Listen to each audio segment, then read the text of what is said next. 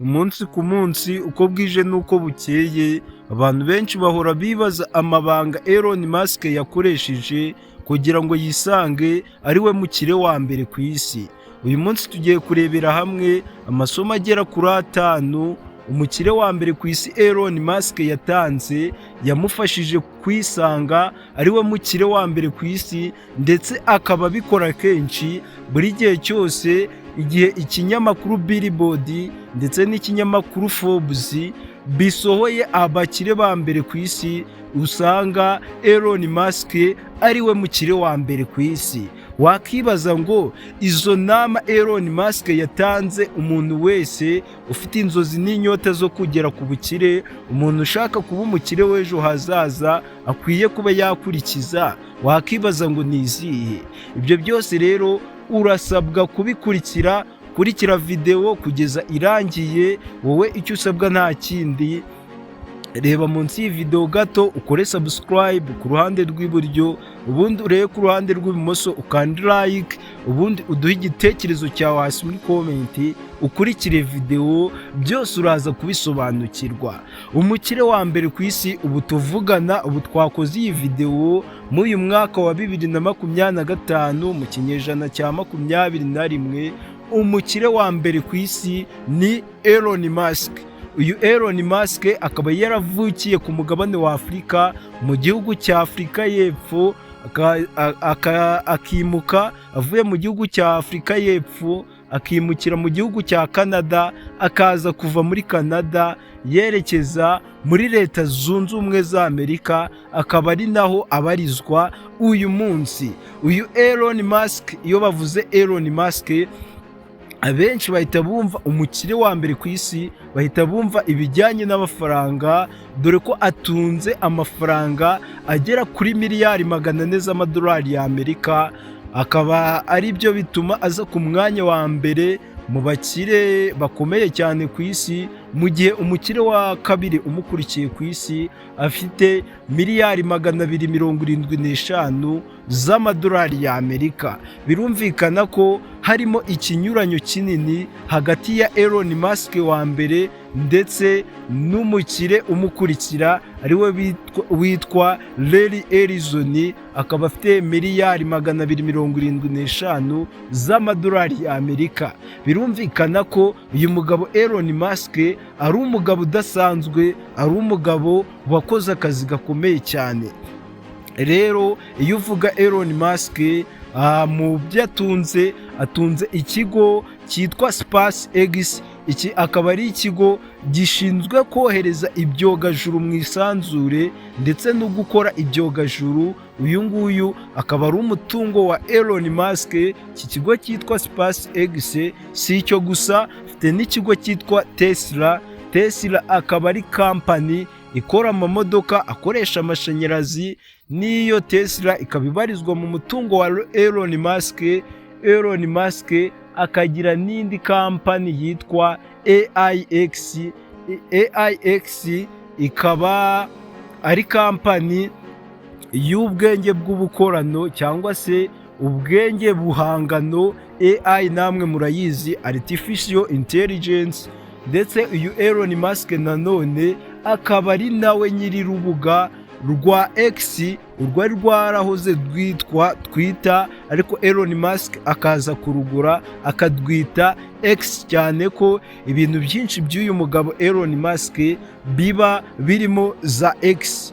Uyu rero bimwe mu bintu by'ibanze wamenya kuri Elon Musk mukaba mumaze kuba mwabimenya, asigaye tukaba tugiye kwinjira mu masomo agera kuri 5 uyu mugabo yatanze. Umuntu wese wifuza kugera ku bukire, ufite inzozi zo kugera ku bukire, akwiye kuba yakurikiza kugira ngo nawe ejo hazaza azisange yarabaye umukire ukomeye cyane, azisange yarageze ku nzozi ze. Uyu mukire yavuze ko wowe ukwiye kwiyumvisa neza ko kuba umukire ari ibintu ugenewe, kandi atari amahirwe. Aho usanga abantu benshi batekereza ko kuba bakire ari ibintu bitabagenewe, by'umwihariko Abanyafurika. Usanga abenshi bakennye bumva ko kugira ngo umuntu abe yaba umukire we biba byaramugenewe bo bitabagenewe. Guys, wowe udukurikiye ndagira ngo nkubwire ko nawe kugira ngo ube waba umukire birakugenewe. Wowe icyo usabwa ni uguhindura imyumvire ukumva ko nawe kuba waba umukire bikugeneye. Ikintu cya kabiri uyu Elon Musk yavuze ko mu gihe uri mu nzira nziza, mu gihe uri mu nzira igana ku iterambere, abantu benshi bazaguca intege. Rero nimba ushaka kujya ku iterambere, igihe cyose uzabona uri mu murongo muzima, uri mu nzira nziza, ushaka kugera ku ntego zawe, ntabwo wemerewe gucika intege. Nta muntu n'umwe ukwiye kuba yaguca intege, kubera ko wowe niba ushaka kugera ku nzozi zo kuba waba umukire, ukwiye gukora ibitandukanye n'iby'abandi. Niba ushaka kuba umukire, ukwiye gukora ibitandukanye n'iby'abakene. Rero nukora ibitandukanye n'ibyabo, bazatangira kukwita umusazi, bazatangira kukwita umuswa, baguca intege kubera ko uri gukora ibitandukanye n'ibyabo. Ahangaha isomo twakigira kuri uyu mugabo Elon Musk. Uyu mugabo Elon Musk abantu benshi bamuciye intege igihe yashakaga gufungura uyu mushinga, iyi kampani ya SpaceX ishinzwe gukora ibyogajuru ikabyohereza mu isanzure. Abantu benshi bamubwiye ko atazigera abigeraho kubera ko ari we muntu wenyine waruzanye uyu mushinga wo kujya ajyana abantu ku kwezi, akabajyana ku isanzure, akabajyana muri Mars.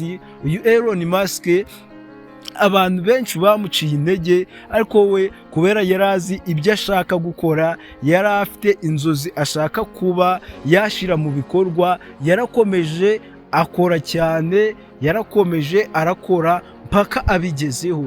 Rero nawe urumva ko niba ufite ibintu ushaka kuba wageraho bizima, ukwiye gukora bitandukanye n'iby'abandi, kandi nta muntu n'umwe ukwiye kuba yaguca intege. Guys, niba abantu bose muri kumwe udashaka kumera nkabo, ubwo bivuze ko ugomba gukora n'ibitandukanye nk'ibyabo. Rero nizera ko iri ari isomo ry'ubuzima ukwiye kuba wafata. Kandi ikindi kintu, uyu Elon Musk akunda gufata risike cyane. Uyu Elon Musk akunda gufata risike, aho adatinya guhomba, adatinya gutsindwa. Rero nawe nimba uri wa muntu utinya kuba wahomba cyangwa se ugatinya kuba watsindwa, ndagira ngo nkubwire ko kuba umukire biracyari kure cyane. Ariko nimba wumva ko gutsindwa, guhomba, ibyo ngibyo bibaho, kandi iyo bikubayeho ukwiye kuba wabikuramo amasomo, udakwiye kubifata nk'ibyago. Ibyo ngibyo ni ibintu bigaragaza ko uri mu nzira nziza yo gutera imbere. Nanone uyu mugabo Elon Musk yarongeye avuga ko ukwiye kuba watekereza ko kugira ngo ube waba umukire atari ibintu bizaba mu ijoro rimwe, umunsi umwe, icyumweru kimwe, ukwezi kumwe, umwaka umwe, imyaka ibiri gusa.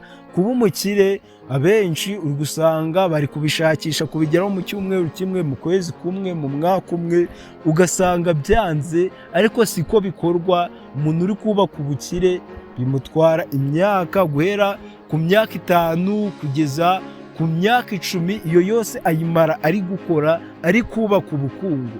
Rero wowe niwumva ko urabugeraho mu munsi gumwe, ntabwo bizagora. Uzaba ushaka kunyura mu nzira zihuse, kandi baravuga ngo iyihuse yabyaye ibihume. Biragusaba kugenda neza cyane. Rero uyu mukire Elon Musk ukomoka ku mugabane wa Afurika, mu gihugu cya Afurika y'Epfo, cyangwa se icyo mukunda kwita South Africa. Uyu nguyu ubungubu akaba abarizwa muri Leta Zunze Ubumwe za Amerika. Yaje kuba ashinga n'ishyaka aryita American Party, aho ari ishyaka ritavuga rumwe n'ubutegetsi. Ikaba ari ishyaka ry'uyu mugabo Elon Musk wenyine, yishingiye ku giti cye, yishingiye mu mafaranga ye. Uyu Elon Musk rero ni amasomo menshi cyane yagiye atanga, yahindura abantu, yahindura mindset z'abantu, nabo bakava ku rwego rumwe bakagera ku rundi rwego. Tuzajya tubigarukaho umunsi ku wundi. day in day out. Wowe icyo usabwa nta kindi ni ukureba neza ko wamaze gukanda like, wamaze gukora subscribe, kugira ngo video zose z'ubwenge ujye uzibonera ku gihe, kandi utubwire ikindi kintu wumva twazagusobanurira kuri Elon Musk wifuza kuba wamenya.